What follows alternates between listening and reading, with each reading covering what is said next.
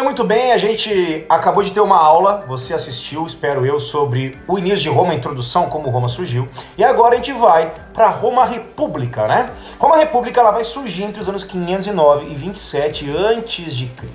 E para entender um pouco sobre esse período, a gente precisa entender alguns pontos importantes. Primeiro, a palavra república, ou seja, a coisa pública, vai significar dentro desse período em Roma que o poder agora ele vai ser dividido entre as pessoas.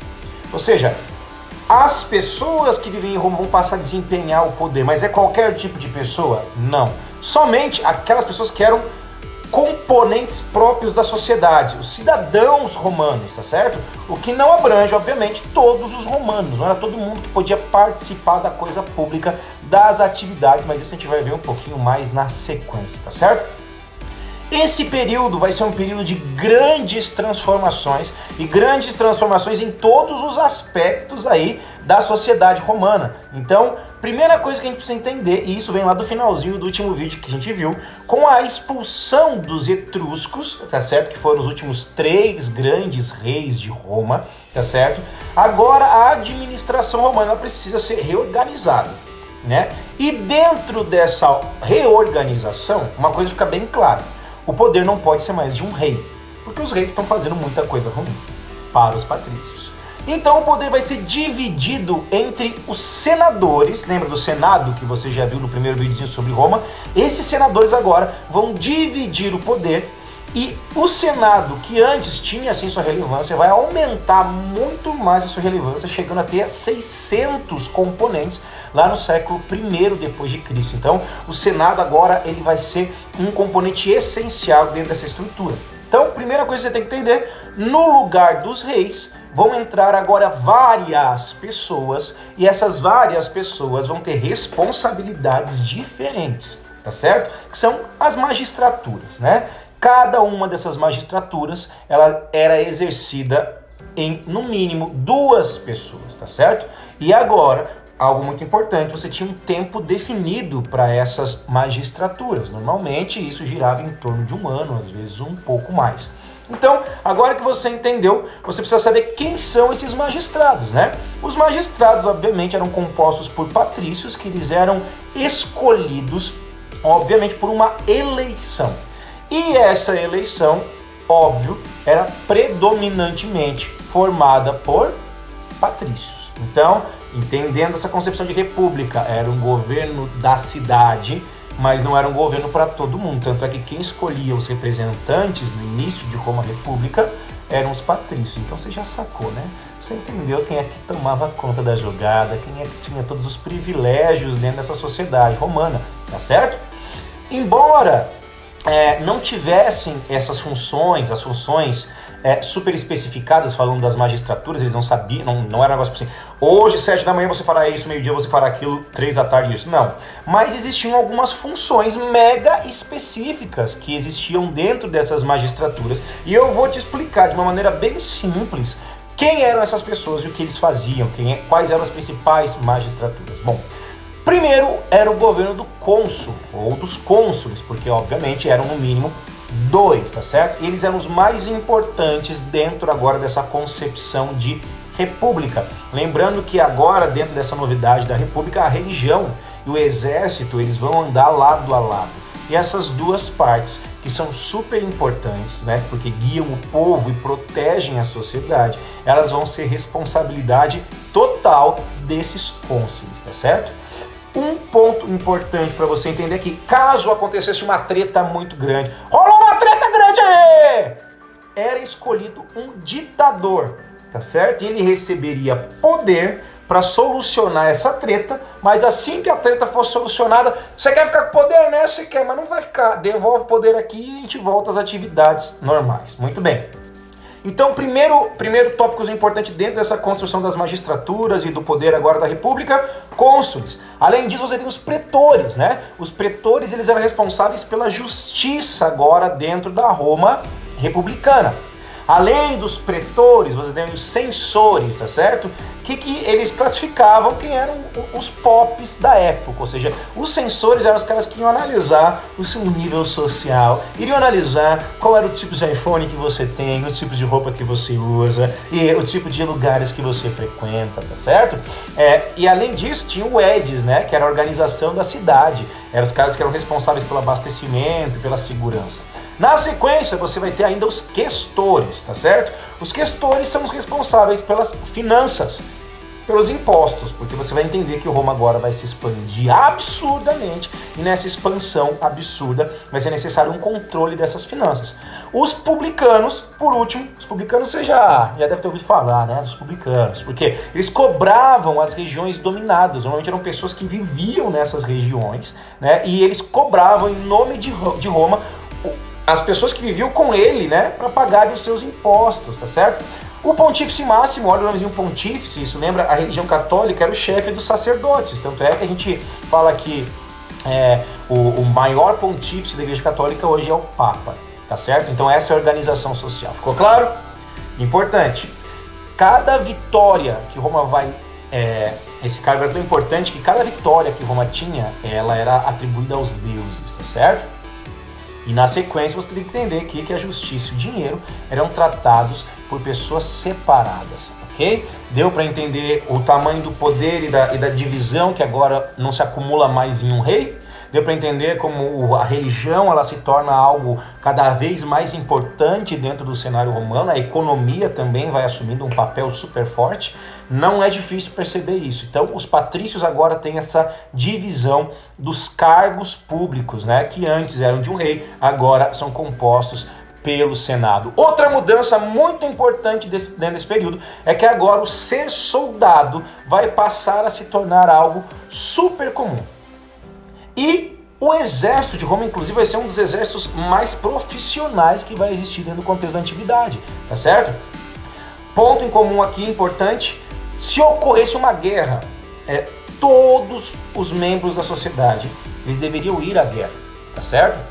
Então, o exército, a prática da conquista, ela vai ser atribuída a essa obrigatoriedade de você fazer parte dessas invasões e conquistas romanas, tá certo?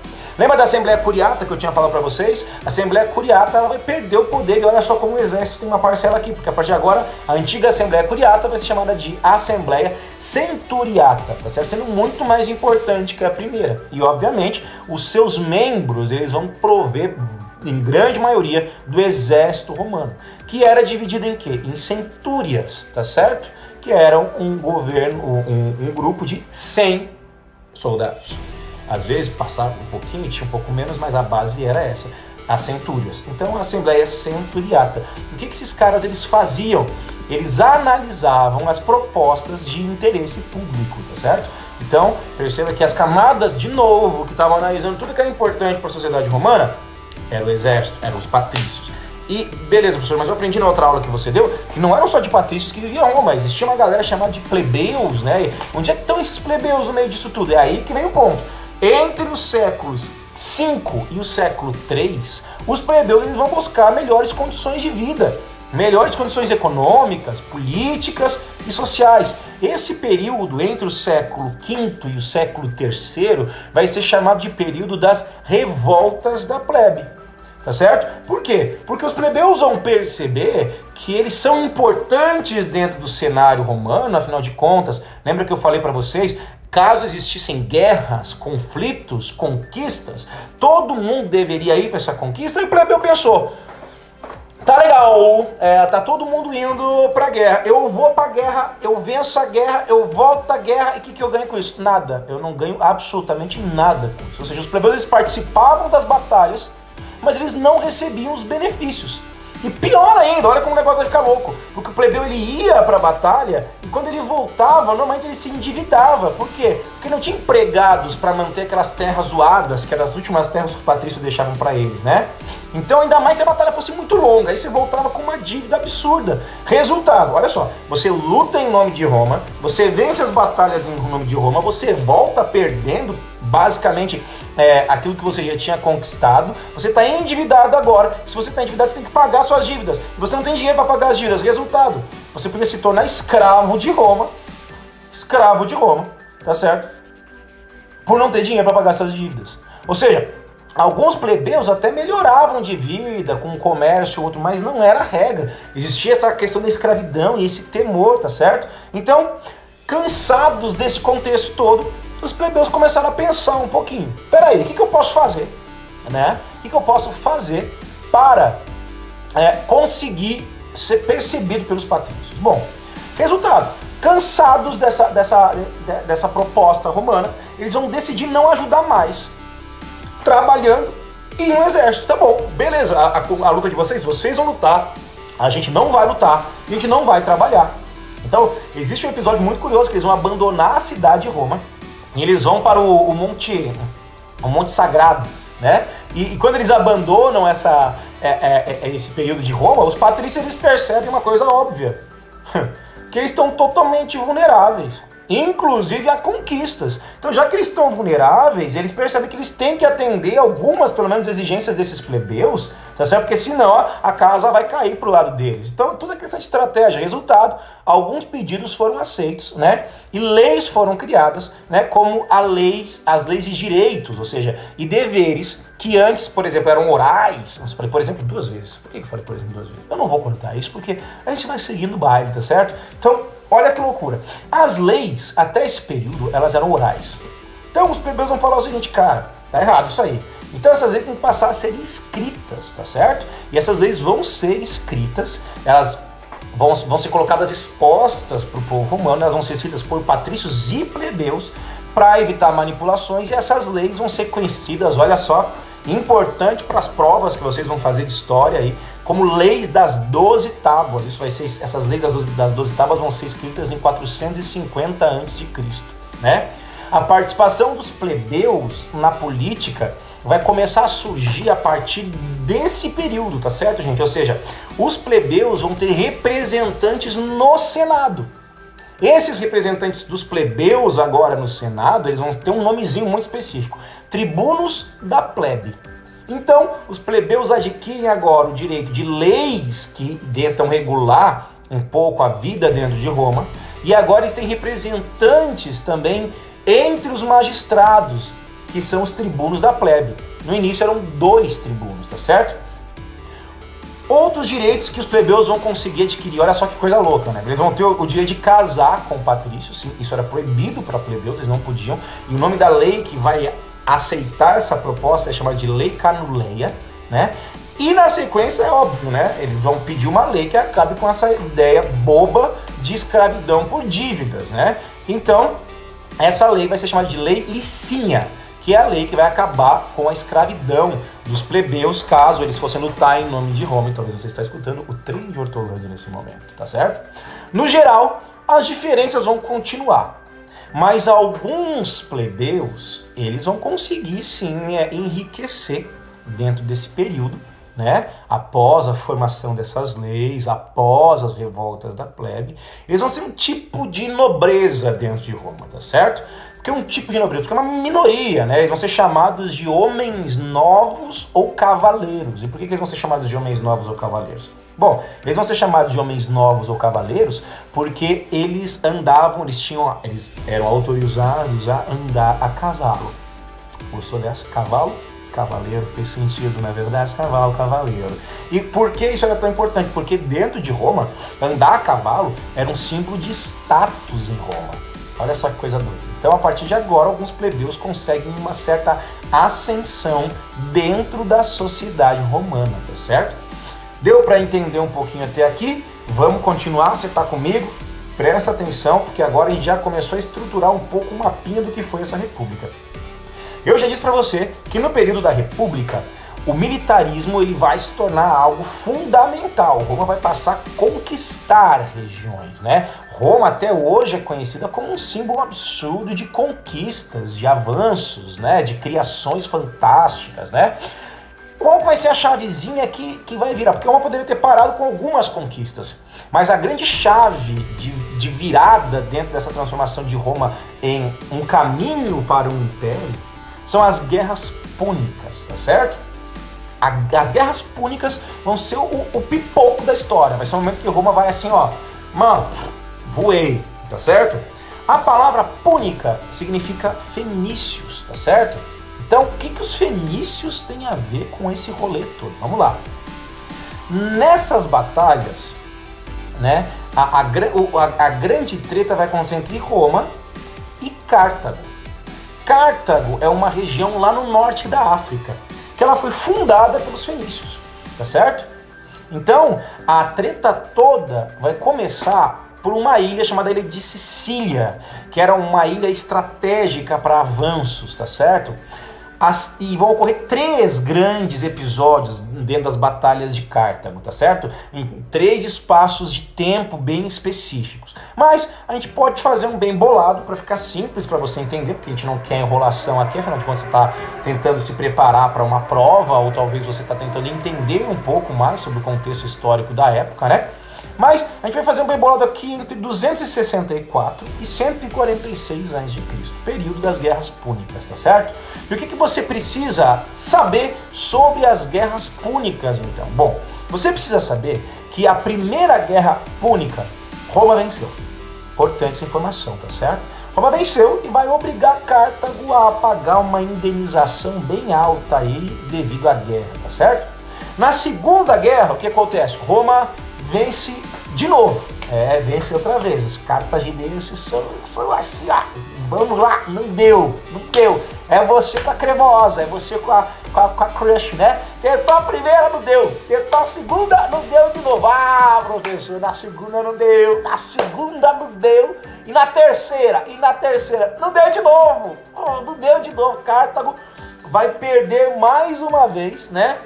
E além disso, agora a própria cidade de Cartago vai ser invadida e mais dívidas vão ser pagas. Mas tem algum ponto legal nessa história, tem um ponto curioso, né? Temos o general Aníbal, né? O general Aníbal era um estrategista cartaginense. Ele vai armar uma construção de batalha louca com 50 mil homens, 10 mil cavalos e 40 elefantes. Vão ser tipo os tanques de guerra da época, tá certo? Ele vai atravessar os Alpes no inverno, dar uma volta toda para chegar em Roma. Ele vai vencer várias batalhas contra os romanos nesse período. Eu sou Aníbal, cara, eu sou nervoso, tenho elefantes. Você tem elefante? Você não tem elefante, você vai morrer, cara. Você vai morrer para os meus elefantes. Então, resultado, ele tem várias vitórias muito loucas, né? E ele consegue chegar em Roma. Olha que louco. Tá, mas ele dominou Roma? Não, ele chegou em Roma, tipo, já tinha morrido todos os elefantes, já tava com o exército de frangalhos e tal. Ele falou, eu cheguei aqui, e agora eu vou voltar pra lá porque eu não quero vencer vocês, eu tô cansado, eu voltei aqui, agora vou mudar de elefantes pra hipopótamos. Ele vai embora, entendeu? Vai embora, já era. Volta pra Cartago, vai morrer em Cartago, tá certo? Resultado. Na última revolta, Roma faz a rapa lá em Cartago, né? Roma domina tudo e se torna a senhora do Mediterrâneo. A senhora do Mediterrâneo. Resultado, agora Roma tem terras e espaço para alcançar terras extremamente distantes. E essas terras extremamente distantes precisam ser governadas. E é nesse momento que você tem os romanos, né, sendo colocados para controlar essas terras distantes, porque agora ninguém mais desafia Roma. Você vai desafiar, aí de aspas, que vai vir os bárbaros, você entendeu o que eu quis dizer, né? Os cartagineses perderam espaço. Resultado, a partir de agora você tem terras extremamente distantes, e dentro desse contexto você precisa cada vez mais do militarismo, cada vez mais de governantes. E esse período, nessa construção de invasões, os escravos começam a ter um espaço absurdo na questão de controle de riqueza. Ou seja, ocorreu um retorno, né, àqueles primórdios de uma Roma que, além de conquistar, agora escraviza. Tá certo? Então, a partir daí, Roma vai começar a ter muita grana, muito dinheiro. Obviamente, eles vão começar a abusar um pouquinho mais, né? Tentar deixar as coisas mais sofisticadas. É nesse período que eles voltam ao helenismo, né? E, consequentemente, a cultura e a educação gregas, que você sabe muito bem que Roma e Grécia existem fusões absurdas na questão da visão de sociedade, na questão da visão religiosa, que é muito forte com os deuses. Muito bem. Tio Ben, conhecem o Tio Ben Parker, dizia que grandes poderes geram grandes responsabilidades. Roma agora se ligava aos territórios mais distantes possíveis, né? O comércio vai mudar absurdamente de maneira totalmente estrutural e a partir daí surgem perguntas que vão ser feitas, como por exemplo, quem vai ficar com as terras, né?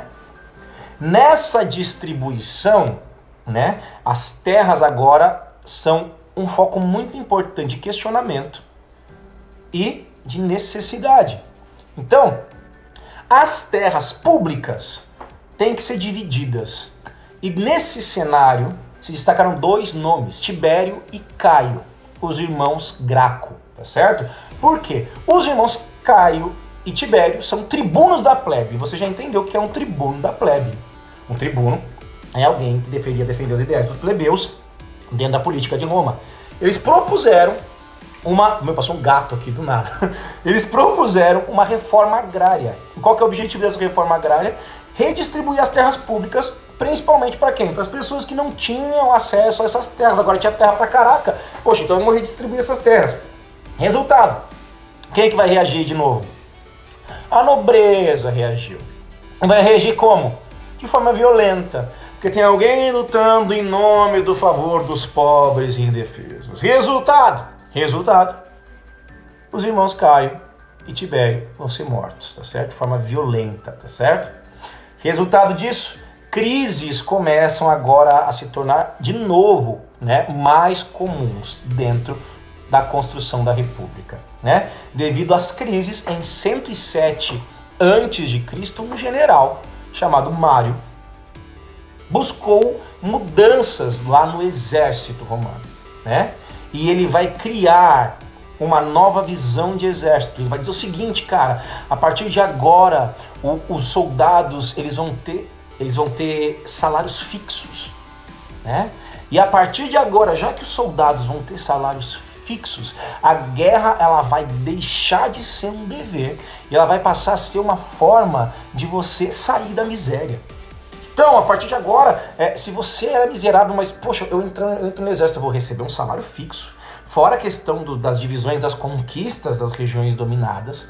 Então, poxa, era um prato cheio para quem não tinha uma possibilidade de mudança social, né? O exército romano vai se tornar ainda mais organizado, porque vai ser central agora dentro da sociedade romana.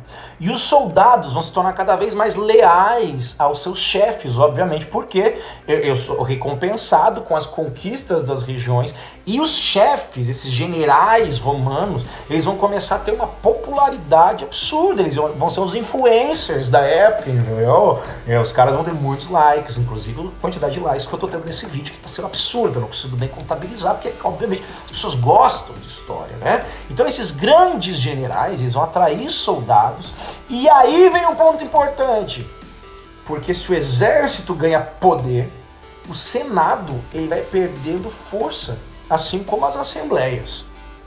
E a partir dessa formação, então, surge o poder fundamental para a criação de uma nova forma de se fazer política em Roma, que são os triunviratos, tá certo? O que serão os Bom, triuntres, tá certo? Vão ser 3 líderes do exército que vão assumir o poder romano diante da dimensão que o exército consegue adquirir, tá certo? Todas as lideranças vão tentar se impor, obviamente, todas elas, mas o exército ele vai brilhar muito mais do que qualquer uma delas. O que você precisa saber sobre os triunviratos? Primeiro triunviratos era composto por Júlio César, por Pompeu e por Crasso. Em 59 a.C., Júlio César ele vai se destacar em batalhas diversas, principalmente contra os gauleses. Não sei se você já ouviu falar de Asterix e Obelix, não é verdade? Os gauleses é uma cultura fantástica, os caras acreditavam que o céu podia cair na cabeça deles, cara, olha que coisa doida, enfim, eu dei uma brisada aqui. E Júlio César se destaca nessas batalhas, e 7 anos depois do início desse triunviratos, Crasso ele vai morrer em batalha. Crasso era um cara ganancioso pra caramba, vai tentar vários golpes aí contra Júlio César, mas importante, Crasso morre. E agora você já entendeu, né? Você tem Júlio César, Pompeu e Crasso. Agora não tem o Crasso, agora tem o Júlio César e tem o Pompeu. O que vai acontecer? Óbvio, disputa entre Pompeu né, que vai tentar impedir o crescimento de Júlio César, que era um general absurdo, um cara com estratégias gigantescas, e o cara que ele vai gostar desse negócio de poder. Você percebe que no Brasil as pessoas gostam desse negócio de poder, né? E resultado disso, Júlio César, ele vence, né? Ele vence Pompeu e busca concentrar o poder nele mesmo. E aí que a treta... O ser humano nunca tá contente, né? Nunca tá contente. Que nem aquele seu amigo lá, né? Tem a namorada linda, maravilhosa, e ele quer olhar pro lado. Tipo, fala, meu Deus, cara, você tá bem, para com isso. Júlio César, ele vai buscar um poder absoluto. Ele consegue, inclusive, um poder vitalício. Quando ele vai em busca do poder hereditário, você sabe muito bem que o poder hereditário é o passar todo o meu legado maravilhoso de professor de história para o meu filho. Todas as pessoas devem querer isso na vida, obviamente, né? E quando ele tenta essa parte de hereditariedade, aí entra um dos maiores clássicos, né, de manipulação, né, de emboscada que você tem na história, que é a morte de Júlio César. O Senado, né, ele se sente ameaçado absurdamente por Júlio César e se convence em 44 a.C. a assassinar Júlio César, né? E entre os assassinos de Júlio César, adivinha quem estava lá? Quem estava lá? O filho adotivo dele, né, o Brutus, né? Então, primeiro triunvirato não deu certo, não funcionou porque as pessoas têm sede de poder, as pessoas elas brigam por poder. No segundo, é claro que não vai dar certo também. Porque com a morte de Júlio César, o povo fica extremamente revoltado, né? O nome de Júlio César, ele é aclamado, né? Então vai acontecer uma segunda aliança, um segundo triunvirato, né? Que a partir de agora, né, vai ser composto por, primeiro, Caio Otávio, que era um descendente de Júlio César, um membro da família de Júlio César, né? Guarda esse nomezinho para você, Caio Otávio. Caio Otávio. Importantíssimo esse nome, Caio Otávio! Nossa, até me cuspi, né? Marco Antônio, né, que era defensor dos direitos de César, e Lépido. Então, Caio Otávio, Marco Antônio e Lépido, né? A disputa aqui foi um pouco mais fácil, né? Ela vai ficar entre o Otavinho, né, que era o sangue do sangue de Juju, né, e Marco Antônio, né? E aí Marco Antônio vai se suicidar. É, isso aí. Eu não vou entrar nos detalhes, gente, que é muita coisa, né? Mas ele vai se suicidar no ano 30 a.C. A partir daí, já entendeu, né? Já entendeu. Caio Otávio vai se fortalecer absurdamente, né? E ele vai se tornar agora o primeiro imperador de Roma. Primeiro imperador de Roma. Caio Otávio, a crescente de Júlio César. Tá certo? O resto da história, bom, já deu 27 minutos de vídeo. O resto da história eu te conto no último episódio sobre Roma. Espero que você tenha entendido. Qualquer dúvida, deixa aqui, se inscreve no canal, deixa o seu comentário. Se você assistiu esse vídeo, se foi legal para você, compartilha com as pessoas que talvez não tenham acesso a esse conhecimento aí. Tchau, galera! Um forte abraço!